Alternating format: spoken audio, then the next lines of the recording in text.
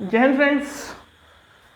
तो हम फिर हाजिर हैं आपके लिए कौन सेशन लेके अपने सब्जेक्ट का एक नया पार्ट जो कि पॉलिटिकल साइंस पे बेस्ड है।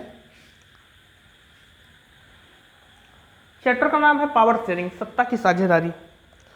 तो सबसे पहले तो पावर शेयरिंग क्या होती है? सत्ता की साझेदारी। साझेदारी मतलब बांटना, आपस में डिसेंट्रलाइज करना पावर को। पावर शेयरिंग में हम क्या पढ़ेंगे? पावर को किस तरह से डिसेंट्रलाइज किया जाता है, एक जगह से दूसरी जगह तक पहुंचाना ताकि कार्य को आसानी से किया जा सके। ठीक है भैया। तो इसमें पढ़ना क्या है हमें? सबसे पहले तो इसमें समझना है कि पावर शेयरिंग जरूरी क्यों है। उसके लिए हमें दो कंट्रीज का एग्जाम्पल जो कि एनसीईआरटी में भी दिया हुआ है, उसके एग्जाम्पल के माध्यम से समझेंगे।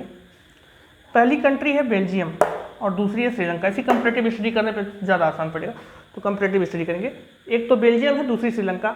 बेल्जियम आप जो कंट्री है ये आप अगर अपने एटलस में देखेंगे तो आपको देखने को मिल जाएगी फ्रांस और जर्मनी के आसपास यूरोप में। और श्रीलंका मुझे नहीं लगता बताने की ज़रूरत है, फिर भी जान लीजिए। श्रीलंका एशिया कॉन्टिनेंट में है।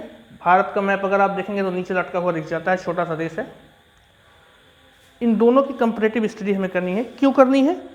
क्योंकि यहाँ पे पावर शेयरिंग को लेकर किस तरह से समस्या हुई और किस तरह से उसे सॉल्व किया गया, इसको समझने के बाद ही हमें समझ आएगा कि पावर शेयरिंग जरूरी क्यों है और भारत में कैसी है, ये भी हम देखेंगे। तो सबसे पहले जो कि बेल्जियम है, इसके बारे में थोड़ा सा जान लेते हैं। बेल्जियम के बारे में जैसे बताया कि यूरोप में एक कंट्री है। ये 1950-60s के आसपास की बात देखेंगे। इसमें मैप बहुत अच्छा नहीं बन पाया, पर जैसा बना यही है। अब इसमें ही पढ़ना है, ठीक है। तो यहाँ पर विवाद क्या था? यहाँ पर कई भाषा बोलने वाले लोग थे, ठीक। कई भाषा बोलने वाले लोग थे जो ज़्यादा संख्या में ज़्यादा थे, उनके पास पावर कम थी। पावर का मतलब आप मनी से भी देख सकते हैं, मनी पावर।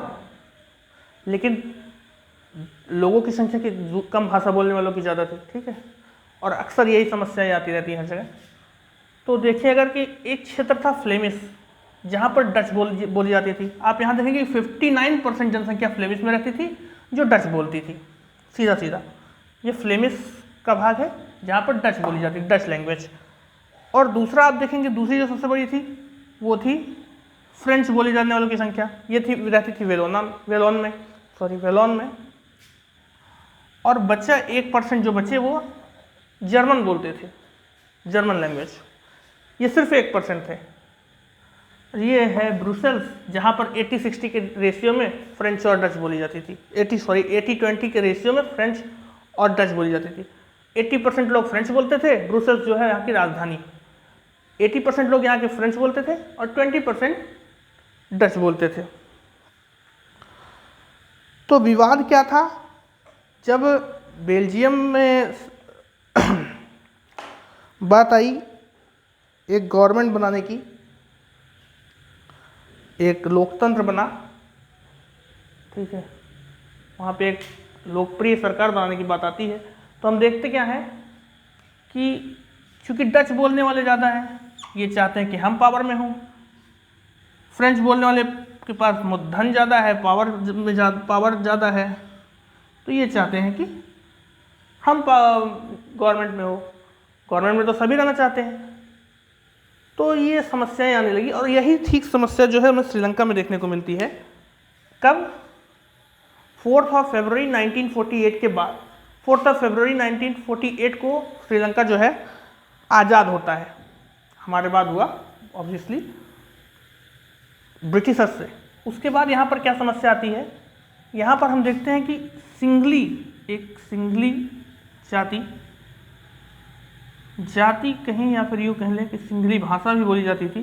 तो जाति क्या होती है? बेसिकली जो किसी एक कैटेगरी से जुड़े हुए लोग होते हैं उसे एक जाति का कहते हैं। तो 74% लोग सिंगली थे, ठीक है। बाकी 18% तमिल थे, तमिल बोलने वाले थे, ठीक है, इसलिए उन्हें तमिल कहते हैं। तो 18% में कैसे थे? भारतवंशी तमिल थे 5%। भारतवंशी तमिल कैसे? और दूसरे थे श्रीलंकाई तमिल 13%। उस समय वहाँ की राजधानी कोलंबो हुआ करती थी, अब वहाँ की राजधानी क्या है, श्री जयवर्धनपुरम है। ठीक है, तो भारतवंशी तमिल का मतलब क्या है?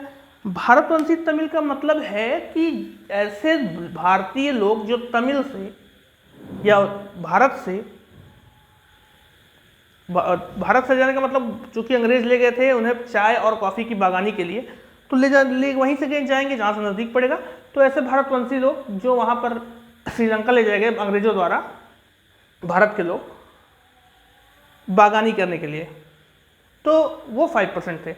और श्रीलंकाई तमिल वहाँ के मूल निवासी हो चुके थे, या तो वहीं के थे या फिर बहुत पहले से वहाँ जा चुके थे, तो उन्हें वहाँ का मूल निवासी कहा जा सकता था, लेकिन वो तमिल बोलते थे। ठीक है,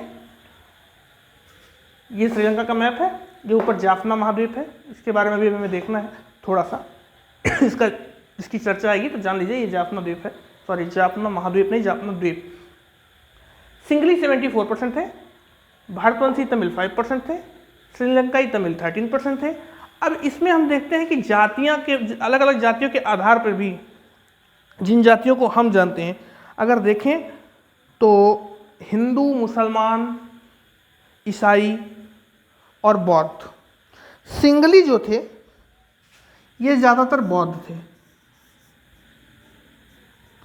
सभी नहीं पर ज़्यादातर बौद्ध थे। भारतवंशी तमिल जो थे, इसमें हिंदू और मुसलमान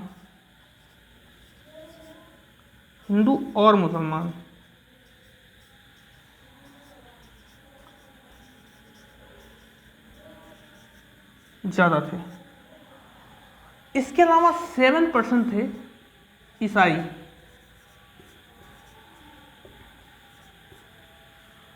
ये दोनों भाषाएं बोलते थे, दोनों।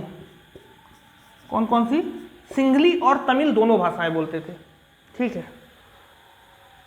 सिंगली बोलने वाले ज़्यादातर बौद्ध थे, क्योंकि वो श्रीलंका के मूल निवासी थे। तमिल बोलने वाले ज़्यादातर हिंदू और मुसलमान थे। उसके अलावा 7% जो थे ईसाई थे, जो कि दोनों भाषाएं बोलते थे। कौन कौन सी? सिंगली और तमिल। तो ये तो थोड़ा सा था जो इसका कंपैरिजन अगर हम देखें। इसके बाद हम इसको विस्तार में पढ़ेंगे, अलग अलग श्रीलंका और ब्रुसेल्स में क्या समस्याएं रही और उन्हें इन्होंने हल क्या किया, कैसे किया। ठीक है भैया।